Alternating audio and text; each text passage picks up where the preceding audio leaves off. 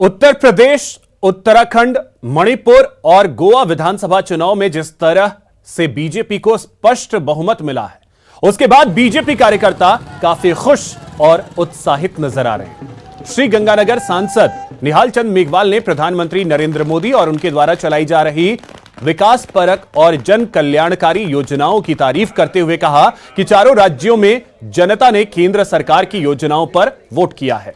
केंद्र सरकार द्वारा चलाई जा रही विकास की और जन कल्याणकारी योजनाओं का लाभ आम आदमी तक पहुंच रहा है।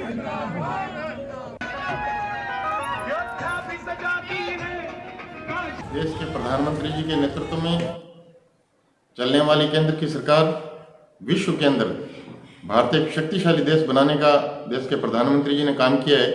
अभी 4 राज्यों में चुनाव हुए हैं। भारतीय जनता पार्टी को प्रचंड बहुमत मिला है। विकास के नाम पे चुनाव हुआ। देश के प्रधानमंत्री जी श्रीमान नरेंद्र भाई मोदी के नाम पे हमने चुनाव लड़ा है और नेतृत्व देश के प्रधानमंत्री जी का है। और मैं समझता हूँ कि विकास की योजनाओं को लेकर हम लोग गाँव में गए थे और विकास की योजनाओं को देखते हुए यहाँ के चारों राज्यों के आम लोगों ने भारतीय जनता पार्टी को चुना है। और मैं समझता हूं कि भारतीय जनता पार्टी विकास में सबसे ज्यादा योगदान देती है।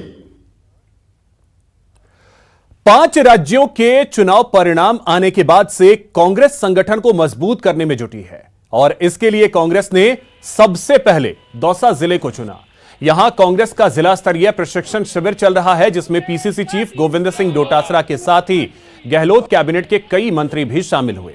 मेहंदीपुर बालाजी के दर्शन के बाद कांग्रेस के प्रशिक्षण शिविर का आगाज हुआ।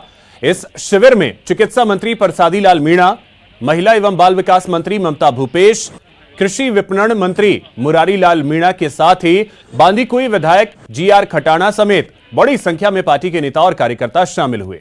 डोटासरा ने पार्टी कार्यकर्ताओं को एकजुटता और मजबूती से कार्य करने का मंत्र दिया। पार्टी का फोकस गहलोत सरकार के किए कामकाज को जनता तक पहुंचाने की है।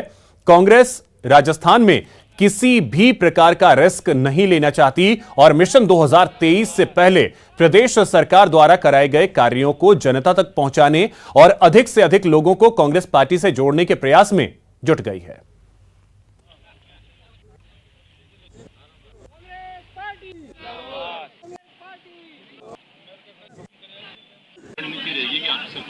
आप देखिए, यहाँ की परिस्थितियां और दूसरे राज्यों की परिस्थितियां बिल्कुल भिन्न है। पहली बात तो यहाँ 2 ही पार्टियां हैं, कांग्रेस और बीजेपी।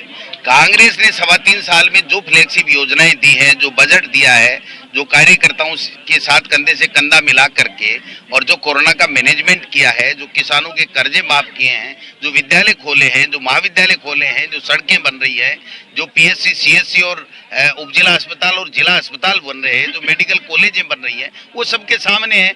और दूसरी तरफ भारतीय जनता पार्टी 8-10 मुख्यमंत्री के चेहरे बने घूम रहे हैं, आपस में लड़ रहे हैं।